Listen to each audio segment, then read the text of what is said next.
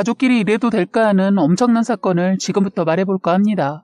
저는 지금 남편과 충격적인 일 때문에 이혼한 상태입니다. 남편이란 사람과는 딱 1년 하고 반 살았네요. 그 사이에 아이 하나 낳았는데 시댁에서 애를 키우겠다고 해서 혼자서 집을 나왔습니다. 남편의 나이는 27이고 저는 전 남편과 2살 차이가 납니다. 저는 대학 졸업하고 사회생활하다 남편과는 1년 못되게 연애하고 결혼해 바로 애를 가졌어요. 저희는 사촌들끼리도 매우 가깝게 알고 지냈습니다. 연애할 때도 다 같이 모여서 밥을 자주 먹었어요. 왜냐면 같은 동네에 살고 있었기 때문이기도 하고 부모님들이 워낙 우애가 좋다 보니 자연스럽게 그렇게 되더군요. 그런데 저희 시댁 역시 워낙 친척들끼리 가깝게 지내며 살고 있더라고요. 한 동네에 고모, 이모, 외삼촌들이 다 같이 살고 있더군요. 그런데 저희 친정도 역시 이모들이 셋 있는데 엄마를 너무 좋아해서 결혼해서 신혼집을 엄마 집 근처로 정하고 나머지 이모 둘은 시댁 눈치 보며 살다가 두 이모 역시 엄마 곁으로 이사까지 할 정도였어요.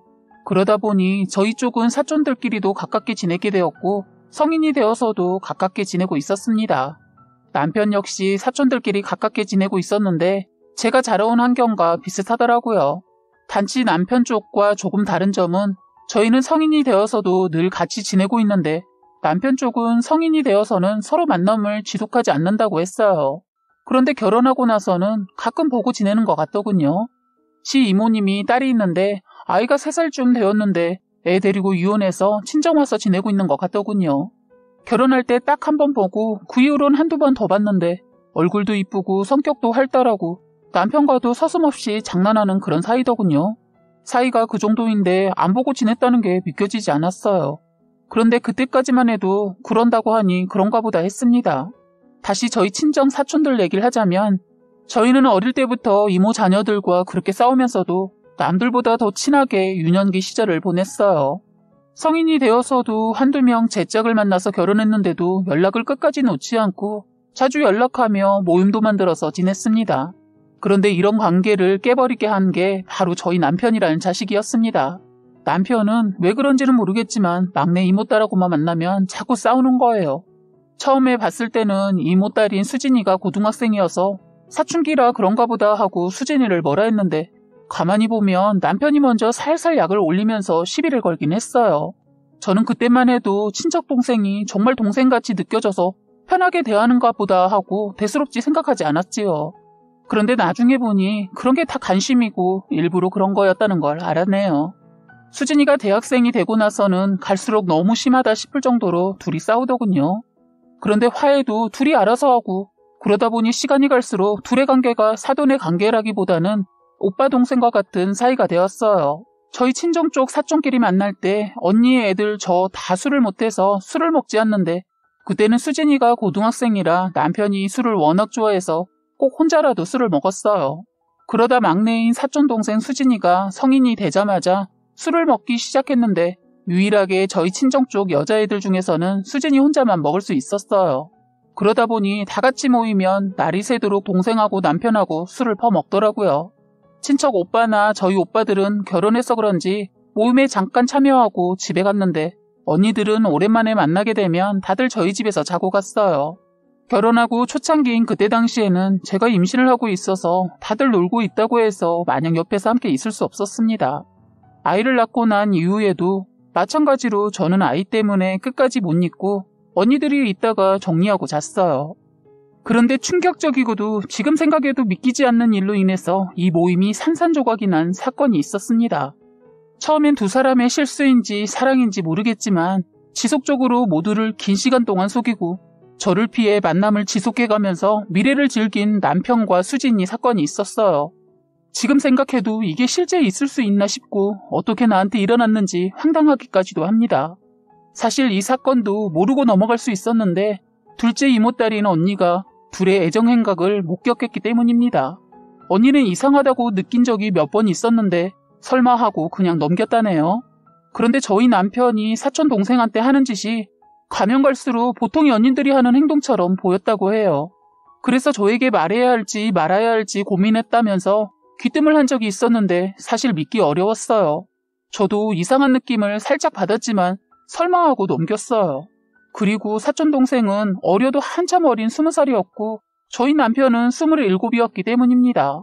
거기에다 둘이 앙숙과도 같은 사이라 전혀 의심하지 않았어요. 그런데 시간이 갈수록 과하게 애정 표현한 걸 언니가 우연히 보았나 봐요. 어찌되었건 저는 그때까지만 해도 설마하고 저는 둘의 사이를 의심하지 않았어요. 그런데 저에게 기뜸을 해줬다는 언니는 둘을 끝까지 의심을 했답니다. 둘을 지켜보면 도저히 이해할 수 없어서 이건 뭔가 있다 생각해서 모였을 때 증거를 잡기 위해 작정을 했었다네요. 언니는 새벽까지 술을 먹고 있는 둘을 지켜보고 있다 자는 척하고 거실에서 잠을 잤답니다. 부엌으로 자리를 옮겨 둘이서 술을 부어라 마셔라 하더니만 먼저 남편이 방으로 들어가더니 사촌동생도 뒤따라 들어갔답니다. 그것도 저와 남편이 함께 자는 침실방에 말입니다.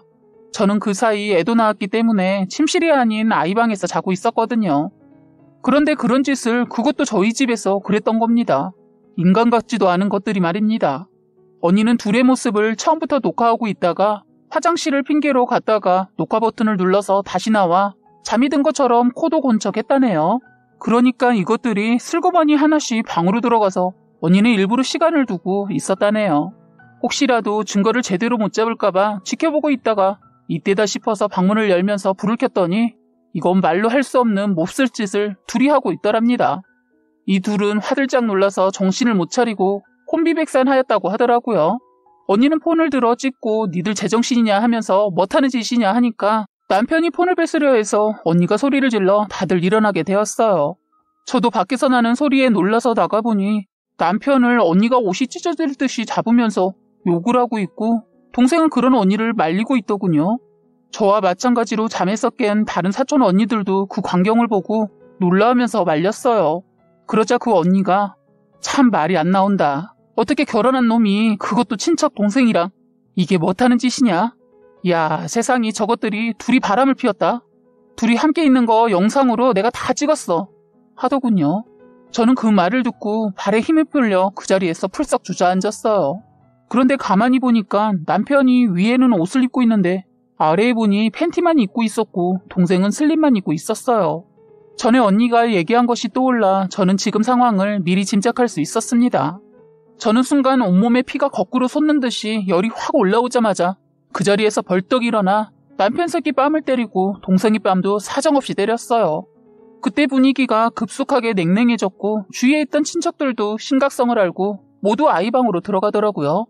그래서 저는 남편 놈과 그년에게 야, 이 쓰레기만도 못한 개같은 쓰레기들아.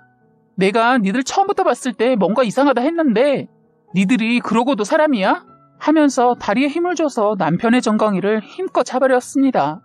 다리를 부여잡은 남편은 변명이랍시고 제 이름을 부르며 미안하다, 내가 술을 먹어서 정신이 없어서 그랬어 라고 말 같지도 않은 변명을 늘어놓은 거예요.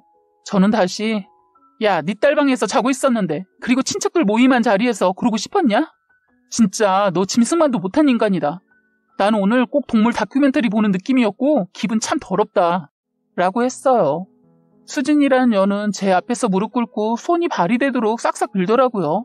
그러면서 죄송해요, 제가 술을 먹고 이성을 잃었나 봐요. 저희 엄마 아빠한테는 절대 말하지 말아주세요. 제발 부탁드려요 라고 말을 하는데 참 어이가 없었어요. 이미 가족들이 이 광경을 다 봤는데 이게 할 말인지. 그래서 이건 내가 네 엄마 아빠한테 말하고 안 하고의 문제가 아니야. 네가 좋아서 물고 빨았던 저 새끼랑 나랑 헤어질 거니까 다 큰 사람이 어떤 행동을 했다면 그 행동에 따른 대가를 치르는 게 당연한 거야 라고 소리치면서 무릎 꿇고 울고 있는 그녀의 기싸대기를 한 대 더 날렸습니다. 그리고 남편을 향해서 야, 짐승만도 못한 인간아. 바람을 피려거든 때와 장소를 가려가면서 피지. 친척들 다 있는 앞에서 폈는데 너는 나와 절대 건너올 수 없는 다리를 건너온 거야. 나 진짜 네 얼굴 계속 보면 지금 부엌에 달려가서 칼을 들고 와서 살인이라도 할 것 같으니까 지금 내 눈앞에서 당장 꺼져 라고 했고 거실에 있던 화분을 남편 다리 옆쪽에 냅다 던져버렸습니다. 화분 깨지는 소리가 요란하게 나면서 화분 파편이 날아가고 그날 진짜 제정신이 반나가서 장난이 아니었어요. 그리고서 저는 남편이 최근에 구입한 비싼 노트북도 모조리 들고 와서 부셔버리고 그리고 남편이 아끼던 뽑은 지 얼마 안 된 BMW 차키도 뺏어버렸습니다.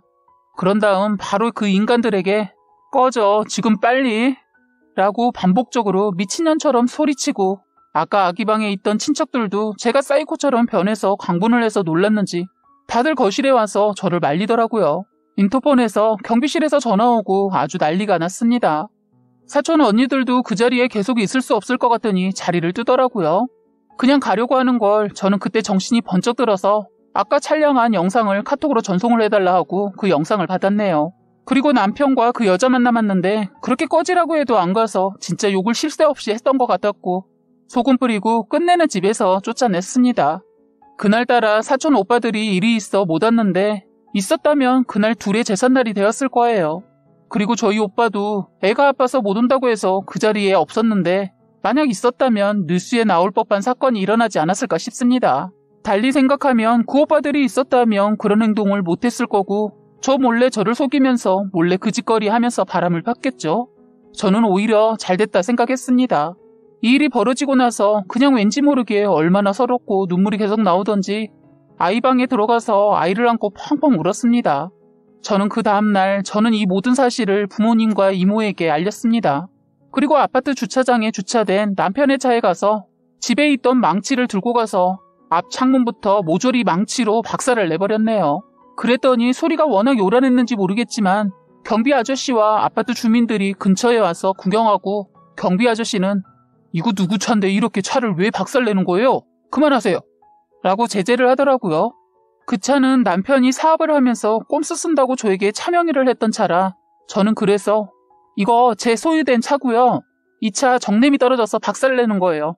제 차 제가 부수는데 뭐가 문제 있나요? 하고 했습니다. 다행히 제 주변에 주차된 차는 전혀 없어서 남편에게 열받은 스트레스를 망치로 차를 부수면서 스트레스를 모두 풀어버렸습니다. 옆에 있던 주민들은 저거 비싼 수입차인데 와, 저 여자 뭐야 대단하다. 정신 나간 여자 아니야? 라고 하던데 저는 아랑곳하지 않고 더 차를 퍽퍽 망치로 부수고 사람으로 말하면 거의 반병신 상태의 차로 만들어놨네요.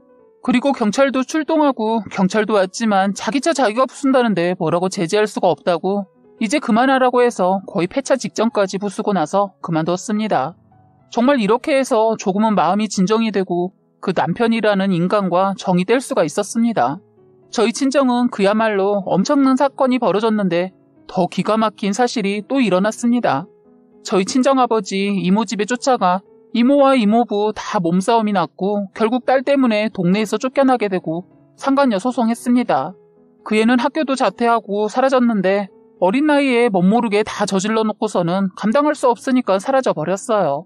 남편이란 새끼는 아주 당당했어요. 그런데 나중에 또 다른 사건이 터지자 이혼하고 부모와 친척들의 괴롭힘에 못 이겨 자살을 하려다 혼수 상태에 빠졌습니다. 남편이 자살을 시도하기 전 저희 부모님이 시댁에 쫓아가 발칵 뒤집어 놓고 왔는데 문제는 고모집에 이혼하고 혼자 산다는 그 여자 문제까지 얽혀 있었습니다. 아까 말하려고 한 그 엄청난 사건이 세상에 이 미친 것들이 그 전에 딱 한 번 그런 일이 있었나 봅니다. 술 먹고 있었던 일이라 기억에도 없다고 하는 남편과 그 여자, 그래서 애가 남편의 애일 거라는 건 전혀 의심하지 않았다는 거예요. 둘이서 하는 행동은 그냥 친척이라고 하기에는 너무 도가 지나친 행동을 하면서 말입니다.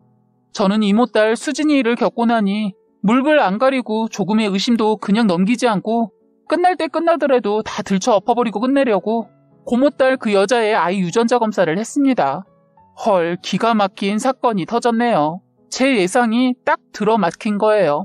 세상에 그 여자애가 남편의 애였던 거예요. 둘은 몰랐다고 시치미를 떼는데 과연 그랬을까 싶습니다. 그 사건 이후로 저희 시댁도 그야말로 난리가 아니었습니다. 저는 이혼하고 지금 혼자 나와서 살고 있어요. 제가 경제적인 능력이 아직 안 되기도 하지만 시댁의 시부모님들이 애를 워낙 이뻐서 물고 빨고 하니까 걱정은 안 하고 애를 두고 이혼했네요. 매정한 엄마라고 하겠지만 저는 솔직히 제가 행복해야 아이도 행복할 것 같아서 일단은 제가 자리를 잡기 전까지 시댁에 애를 두었어요.